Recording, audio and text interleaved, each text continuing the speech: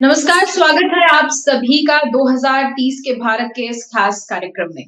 2030 के भारत में हम अक्सर उन लक्ष्यों की बात करते हैं, जो भारत देश के लिए बहुत ज़रूरी भी हैं और भारत देश को ये लक्ष्य मिले हुए हैं 2030 तक हासिल करने के लिए। हम उन 3 प्रमुख लक्ष्यों की बात करते हैं, जो है शून्य गरीबी, शून्य भुखमरी और अच्छी शिक्षा व्यवस्था।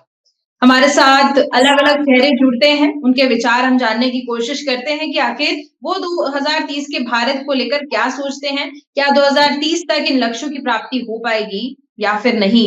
तो उसी कड़ी में आज हमारे साथ जुड़ चुके हैं एआईसीसी के माइनॉरिटी डिपार्टमेंट के नेशनल कोऑर्डिनेटर शाकिर अली जी। सर बहुत-बहुत स्वागत करती हूँ आपका हमारे इस खास जी, कार्यक्रम। शुक्रिया। आदाब, शुक्रिया। जी, सबसे पहली और सबसे अहम जो मुझे यहाँ पर बात लगती है वो है अगर हम देखें तो गरीबी की, क्योंकि गरीबी एक ऐसी चीज़ है, अगर गरीबी सही होती है, गरीबी खत्म होती है तो ऑटोमैटिकली जो भुखमरी का रेट है और जो शिक्षा का रेट है, वहाँ कहीं न कहीं अच्छा जो डेवलपमेंट है वो देखने को मिलेगा। तो गरीबी के मायने में 2030 तक भारत कहाँ तक पहुँच पाएगा? गरीबी खत्म करने के मायने देखिए, मुद्दे तो काफ़ी अच्छे हैं, बातें भी तीनों काफ़ी अच्छी हैं, गरीबी खत्म करना और सारे पॉइंट्स बड़े अच्छे हैं। लेकिन आज के इस हालात में जब हमारा भारत देश जहाँ देवी-देवताओं और आस्था का प्रतीक है ये देश, वहाँ हुँ, हमारे अन्नदाता दुखी हैं। और अन्नदाता को दुखी करके आपको लगता है कि भुखमरी खत्म की जा सकती है? उनके सही हुँ, उचित मूल्य ना दे करके आपको लगता है कि इस देश में खुशहाली लाई जा सकती है? क्योंकि हुँ। अन्नदाता के साथ दाता शब्द जो लगाया गया अपने आप में बहुत बड़ा शब्द है। ये लगभग हुँ, ईश्वर के करीब का शब्द होता है। तो इस तरह से हुँ, गरीबी दूर नहीं होगी और देश के माहौल को जिस तरह पॉइज़नस कर दिया गया है, हुँ, ज़ात-पात जब जिस एरा में हम लोग पैदा हुए थे, उस एरा में हुँ, ज़ात-पात तो काफ़ी दिनों के बाद पता चला था। आज तो हुँ, जी, प्री एलकेजी, प्री यूकेजी या नर्सरी के बच्चों को पता होता है कि हिंदू-मुसलमान क्या होता है।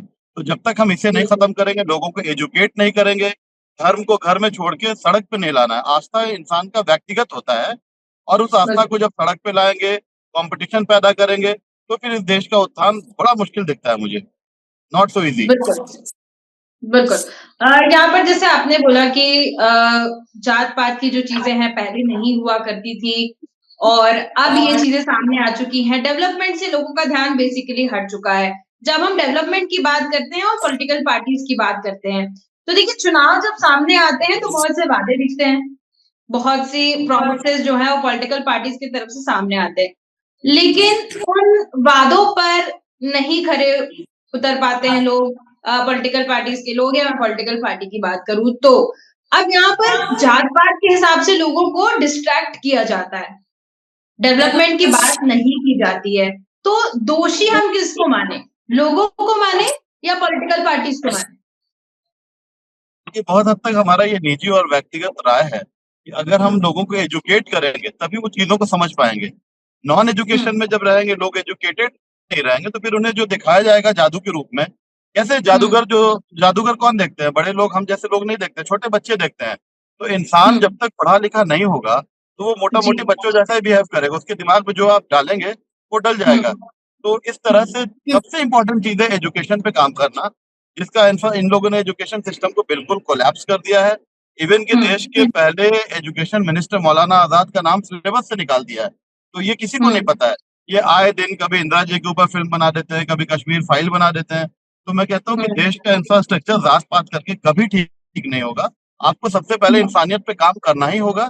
जो इस देश में शुरू से इस देश को पूरे दुनिया में जाना गया है, लोकतंत्र के जी, लिए, एकता और अखंडता के लिए, मोहब्बत का प्रतीक है भारत। आज भी देखिए दुनिया जी। की कई अजूबों में एक अजूबा आगरा ताजमहल है जो मोहब्बत का प्रतीक है। जी, जी। बिल्कुल। बिल्कुल। सर आपने एजुकेशन की बात कही ज़ाहिर तौर पर अगर देश में शिक्षा व्यवस्था सही होगी, एजुकेशन सही होगा तो उसका इम्पैक्ट हमें गरीबी और भुखमरी पर भी देखने को मिलेगा। लेकिन अमूमन एक चीज़ देखिए चुनाव आता है तो जो तमाम पॉलिटिकल पार्टीज़ होती है, कई तरह के वादे किए जाते हैं, एजुकेशन को लेकर बात बहुत ही कम या फिर मैं ये कहूँ कि ना के बराबर देखने को मिलती है। किसी की भी स्कीम्स में एजुकेशन को लेकर ना उतनी ज़्यादा बात की जाती है, ना उतना ज़्यादा तवज्जो दी जाती है इस चीज़ को। तो क्या लगता है आपको अभी की जो सिचुएशन है, अभी का जो सिनेरियो है और जिस तरह से जो वादे किए जाते हैं, क्या इंडिया में जो इस वक़्त एजुकेशन मिल रहा है वो अच्छा एजुकेशन मिल रहा है? फिलहाल का जो एजुकेशन है वो किस तरह का है और किस तरह से सिचुएशन होनी चाहिए एजुकेशन को लेकर? देखिए, आज की अगर पॉलिटिकल बात खत्म कर दें, तो आज की वर्तमान सरकार बेसिकली एजुकेशन में भी जात पात ला दिया। उसका सीधा टारगेट एएमयू में होता है, आपका जेएनयू पे है, जहाँ गरीब बच्चे पढ़ पा रहे हैं, जामिया पे है। ये किसी तरह का भी पॉइंट आउट करके वो चाहते हैं कि रजिस्ट्रेशन उनका खत्म कर दें। तो हर चीज का ध्रुवीकरण करना, जात पात करना, ये मेरे ख्याल से एजुकेशन से 10 साल कोई छोटा वक्फा नहीं होता है।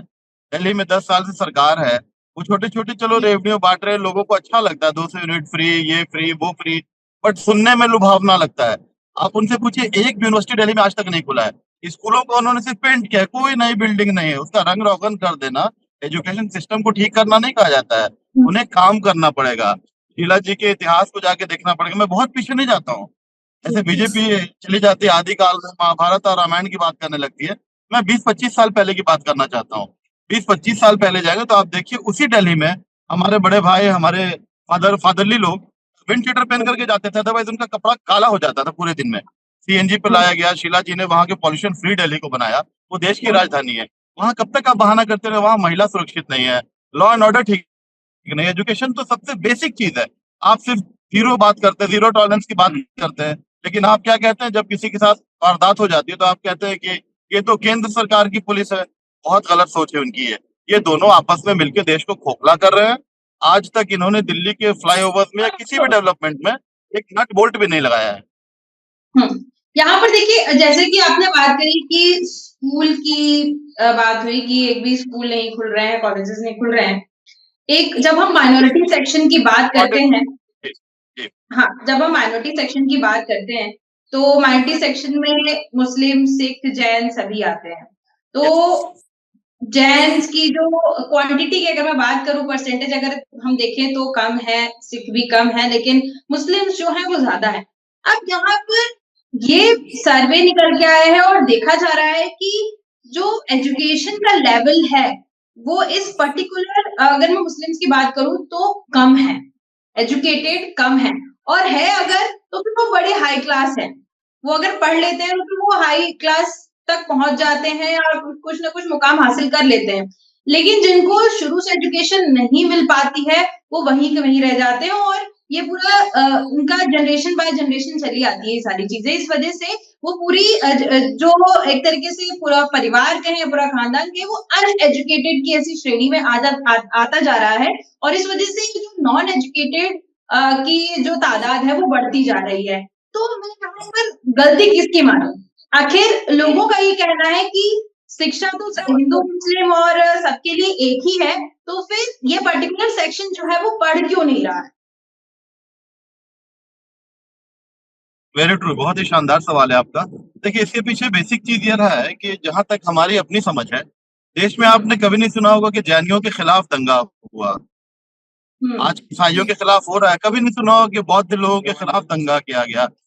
ईसाइयों के, महावीर के खिलाफ, जितने भी लोग हैं जो सिख सेगमेंट्स आते हैं माइनॉरिटीज में, उनके खिलाफ नहीं, दंगा हमेशा मुसलमानों के खिलाफ किया गया, क्योंकि इनकी आबादी ज्यादा है। और इनके लिए पहला पहला जो इनका पॉइंट ऑफ व्यू, जो इनका पहला रिक्वायरमेंट हो जाता है, वो ब्रेड एंड बटर हो जाता है, रोटी हो जाता है। इसलिए वो हुँ, एजुकेशन से दूर रहे। और इसमें सरासर गवर्नमेंट की गलती रही है। जब आप किसी को सुरक्षा नहीं देंगे, जब बहू बेटियां रोड पे निकलेंगी नहीं, चाहे वो किसी धर्म जात की हो, जब रोड पे हुँ, निकलने से उन्हें ये मान लिया जाए कि भाई वो कमजोर है, वो महिला है, उनके साथ आप रोड पे उनको टीज करें, उनको परेशान करें, तो कैसे पढ़ पाएंगे? इसलिए मुस्लिमों को सुरक्षा की बड़ी कमी रही है। आजादी के बाद जब पार्टीशन हुआ, पार्टीशन के बाद से ही बड़े मुश्किल वक्त से कांग्रेस ने इन चीजों को संभालने की कोशिश की, लेकिन इससे बहुत हुँ, सारी कमी मुस्लिम लीडर्स की भी रही है। अब तक के जो लीडर्स जो कौम के नाम पे राजनीति करते हैं, चाहे वो किसी पार्टी में हो, उन लोगों ने जी, कम्युनिटी के लिए कुछ नहीं किया है। तो देश के हुँ, लिए तो खैर दूसरी बात है। पहले जो जैसे मौलाना आजाद, इन्होंने सिस्टम देश के लिए बनाया, एजुकेशन हुँ, सिस्टम बनाया सारा। जितने सारे विद्यापीठ वगैरह हैं, जितने सारी चीजें हैं, वो मौलाना आजाद ने बनाया। उसके बाद के जी, जनरेशन में जितने लीडर्स भी आए हैं, वो कम्युनिटी के लिए कुछ नहीं कर पाए। तो एक कम्युनिटी जो डरा हुआ कम्युनिटी था, जिसे आज भी रोज साबित करना पड़ता है कि मैं भारतीय हूँ, रोज सर्टिफिकेट देना पड़ता है, वो एजुकेशन की हुँ, तरफ तब जाता है ना जब उसका मेंटल पीस होता, कूल होता, काम होता। उसे तो रोटी की बिल्कुल, जरूरत पड़ गई। इसलिए मैं हमेशा मुसलमानों को कंपेयर करता हूँ बिहार वासियों से, क्योंकि बिहार हुँ, के लोगों का पूरे देश में सम्मान या तो वो टॉप पे होते हैं या फिर नीचे वो लेबर क्लास का काम करते हैं। बिल्कुल, तो बिल्कुल, सिर्फ ऐसे ही होते हैं, या तो टॉप पर है या वो लेबर क्लास में है। बिल्कुल। बिल्कुल, ये जो आपने बात कही ना कि मैं उत्तर प्रदेश को भी इसमें इंक्लूड करना चाहूँगी। उत्तर प्रदेश का जो कुछ हाँ, सेक्शन ऑलमोस्ट है ऑलमोस्ट लाइक दैट। वो इवन हाँ, वो ईस्टर्न भी यूपी, उसमें इवन ऐसा ही वेस्टर्न है। यूपी में भी एजुकेशन नहीं है। जी, हाँ, और ये भी देखा गया काफ़ी टैलेंटेड लोग होते हैं वहाँ के, लेकिन उनको अपॉर्च्युनिटीज़ बहुत कम मिलती हैं। सबसे बड़ी राइट, बात ये है राइट। कि देखिए उत्तर प्रदेश और बिहार की देखें तो वहाँ पे इंडस्ट्रीज़ और कंपनीज़ की अगर हम बात करें तो है ही नहीं एक तरीके से। नोएडा को अगर हम एक एक्सेप्शन में कर लें तो, उसके बाद कोई भी ऐसा आपको शहर नहीं मिलेगा जहाँ पर एम्प्लॉयमेंट क्रिएट हो रहा हो, है ही नहीं। वहाँ के बिल्कुल, लोग पूरे नहीं है, माइग्रेट बिल्कुल होते नहीं। हैं। माइग्रेट होते हैं राइट, और सबसे बड़ी बात वहाँ के लोगों का ये कहना है कि कोई भी सरकार आई हो, कितने भी वादे किए हों, लेकिन वहाँ के लोगों के लिए काम नहीं हुआ है, ज़ीरो समझिए। तो मैं इसमें ये जानना चाहती हूँ आपसे कि आपके इस पे क्या विचार है? बिल्कुल सही कहा आपने। ऑलमोस्ट इधर 10-15 साल से जब हम लोगों ने कायदे से होश संभाला है, तो हम लोगों ने हुँ, देखा कि पहले जब छोटे हुआ करते थे तो मोहल्ले में, कॉलोनीज़ में जहाँ भी रहते थे, वहाँ खबर हुँ, आती थी पेपर में कि आज वैकेंसीज़ निकले हैं।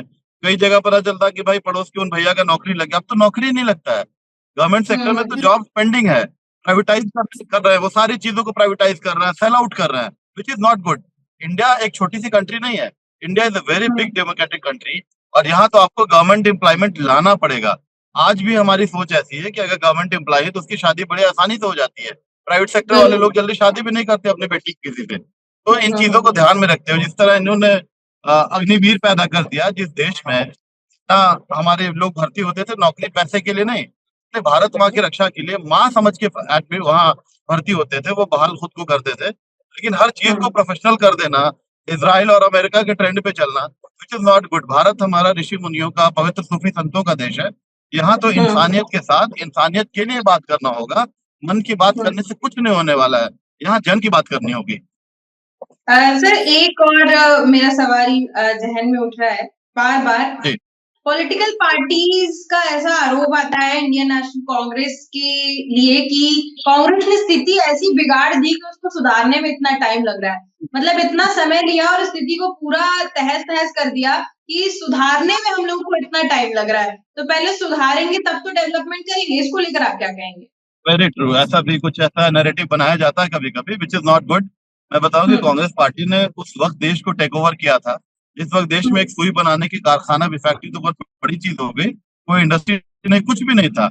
और ज़ात-पात सभी हुँ, भेदभाव को मिटाते हुए, लोगों को एम्प्लॉयमेंट देते हुए, हरित क्रांति किया गया, अनाज, फसल उगाया गया, जहाँ देश में खाने को अनाज नहीं था।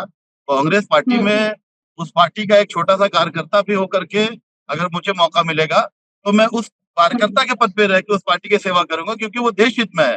उसने हमारे पूर्वजों के द्वारा मैंने सुना है, हमारे पूर्वज कोई माफी वीर नहीं थे, वो क्रांतिकारी जी। लोग थे। हमारे पूर्वज अंग्रेज़ों के चाटुकार नहीं थे। और आज की जो सत्ता है, आप देखिए ना डेवलपमेंट क्या कर रही है।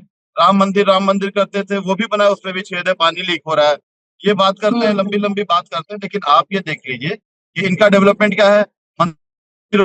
मस्जिदों में जाके शिवलिंग निकाल रहे हैं। आपको लगता है गवर्नमेंट का ये काम होता है? इसके लिए आर्कियोलॉजिकल सर्वे है, और वो भी मंदिर ढूँढने के लिए नहीं है। पुरातत्व विभाग हुँ, प्राचीन इतिहासों को ढूँढने के लिए है। ये हर जगह सारा हुँ, काम छोड़ के ज़ात-पात में लगे हैं। सारे मस्जिद में शिवलिंग हुँ, निकाल रहे हैं। मैंने तो एक बार डिबेट में कहा भी था कि आप पूरे देश की मस्जिदों को ले लें। लेने के बाद आप देश हुँ, हित में काम शुरू करें, क्योंकि नौजवानों को मंदिर मस्जिद नहीं, नौकरी चाहिए, एजुकेशन चाहिए, महिलाओं बिल्कुल, को सुरक्षा चाहिए। करेक्ट, इस दिशा में गवर्नमेंट काम नहीं कर रही है। बिल्कुल। जी, सर बिल्कुल, एक सवाल मेरे मन में आ रहा है, जैसे आपने कहा कि आज़ादी के बाद कांग्रेस के हाथों में ये देश आया था और कांग्रेस ने कहीं न कहीं ज़ीरो से शुरुआत की है, इस देश के लिए काम किया है। तो जिस तरह से ज़ीरो से कांग्रेस ने इस देश को ऊपर उठाया है और डेवलपमेंट किया है, एक सवाल मेरे मन में कि अगर ज़ीरो से शुरुआत करने के बाद, देश के लिए काम करने के बाद, आज ये स्थिति क्यों है कि एक लंबे समय से कांग्रेस को दोबारा मौका नहीं मिला? बहुत अच्छी बात है, क्योंकि जो लेटेस्ट गवर्नमेंट आई थी वो शुरू में एन केन प्रकारण की किसी तरह टेक्नोलॉजी को धोखा देके वो आ गई। उसके बाद जनता के दिमाग में सारा चीज हटा करके उसने जात पात डाल दिया, देवी देवता। आप देखिए किसी भी पर्व त्योहार को अब जात के हिसाब से देखा जाता है। आज दिल्ली में भी बीजेपी का क्या एजेंडा है? वो दिवाली और होली हुँ, में गैस सिलेंडर देंगे, तो क्रिसमस में और ईद में नहीं देंगे। तो उनका हुँ, दिमाग फ्री का मामला जात पात चल रहा है, और जात पात करके ही वो काम सोच रहे, चल रहा है तो चला रहे हैं, लेकिन ये लंबे समय तक नहीं चलने वाला है। काठ की हांडी बहुत दिन तक नहीं जलती है, तो इनका बिल्कुल। समापन होना तय है, और बहुत जल्द, क्योंकि तो हमारा सर देश यहाँ पर ऐसा जैसे देश कभी आपने ना। बोला ना कि दिल्ली में ऐसा एजेंडा चल रहा है कि होली और दिवाली पे करेंगे और ईद और क्रिसमस पे नहीं करेंगे। कांग्रेस पार्टी को लेके लोगों के मन में ऐसा कंसेप्शन है कि कांग्रेस पार्टी सिर्फ और सिर्फ मुस्लिम्स पर फोकस करती है, नहीं ऐसा कुछ नहीं है नहीं क्या? नहीं, बिल्कुल बिल्कुल सही सवाल है आपका। देखिए, अगर हम्म, ईद में और बकरीद में और क्रिसमस में अगर ये गैस सिलेंडर देते, तो मैं कहता कि आप होली और दिवाली में भी दीजिए। भारत हम्म, 5 उंगलियों का देश है, 5 उंगली समान नहीं होते, अलग अलग होते हैं, गुलदस्ता का देश है। एक भी फूल हम्म, आप हटा के आप चाहेंगे कि एक रंगा बना दे, तिरंगा हटा के, ये हम कभी नहीं होने देंगे। हम तिरंगे को प्यार करने वाले हैं, तिरंगा देश में हम्म, कभी नहीं चलने देंगे, और अंतिम सांस तक अपने देश के सभी हिंदुस्तानियों की लड़ाई लड़ते रहेंगे। आपको रिजर्वेशन देना है, तो जात पात हटा करके आप रिजर्वेशन दीजिए ना, एजुकेशन में दीजिए। आप एजुकेशन में हम्म, रिजर्वेशन दीजिए, सबसे इंपॉर्टेंट चीज है। गरीबों को एजुकेशन दीजिए, फ्री फूड दीजिए। बहुत सारे कंट्रीज बिल्कुल। में फ्री मेडिसिन है, आप उस तरफ काम नहीं कर रहे हैं। आप दिल्ली में हम्म, हॉस्पिटल खोल दिए, मोहल्ला क्लिनिक, वहां किसी को सैलरी नहीं मिल रहा है, डॉक्टर्स नहीं है। ड्रामा करना सबको आता है, ये दोनों बड़े भाई छोटे भाई का रिश्ता है, और ये दोनों बिल्कुल। देखिएगा, मैं बार बार बता रहा हूँ, किसी तरह से दिल्ली में दोनों मिलके ही सरकार बनाएंगे। अभी मैं बता रहा हूँ, सर वो ड्रामा कर रहे हैं वो लोग। ये और जो हमारे राहुल स्थिति जी का स्टैंड बिल्कुल क्लियर है। राहुल गांधी जी कहते हैं कि देश के आखिरी गरीब के लिए भी मैं लड़ाई लड़ूंगा, चाहे मैं हम्म, प्रधानमंत्री बनूं या ना बनूं।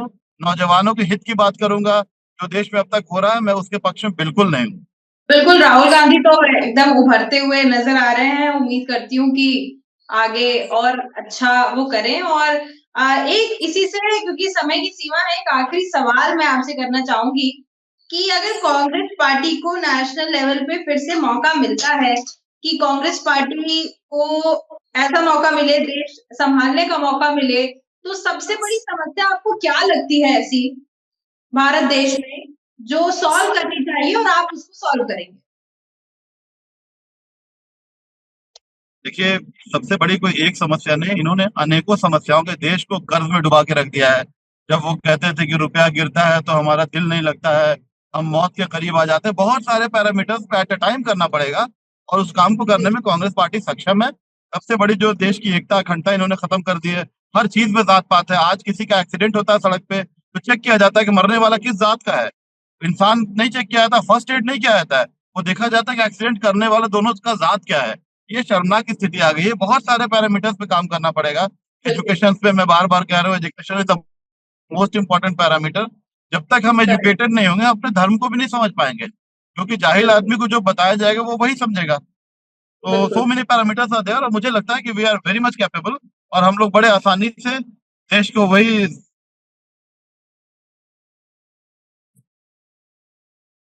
बिल्कुल। चलिए, आपने बहुत सी अच्छी बातें बताई। सबसे बड़ा कॉन्फिडेंस ये लगा कि अगर कांग्रेस पार्टी को मौका मिलता है, तो बहुत से पैरामीटर्स पे आप काम करने के लिए सक्षम हैं। तो उम्मीद करती हूँ राइट। कि आपको आपकी पार्टी को मौका मिले, आपके जो भी अ, हेड्स हैं या फिर आप लोग नेशनल कोऑर्डिनेटर के तौर पे जो काम कर रहे हैं, आप लोग के सामने ड्यूटीज़ आएँ और भारत की तस्वीर फिर से एक बार, जैसे आपने बोला था कि भारत की तस्वीर कांग्रेस पार्टी ने बदली थी आज़ादी के बाद, तो फिर से एक बार कांग्रेस पार्टी सामने राइट। उभर के आए और भारत देश की तस्वीर जो है, वो बदलती हुई दिखे। बहुत-बहुत धन्यवाद सर, हमारे साथ जुड़ने के लिए और तमाम बातें करने बहुत के लिए। शुक्रिया। धन्यवाद। We never commit, we deliver. Thank you. Thank you so much sir. Thank you so much.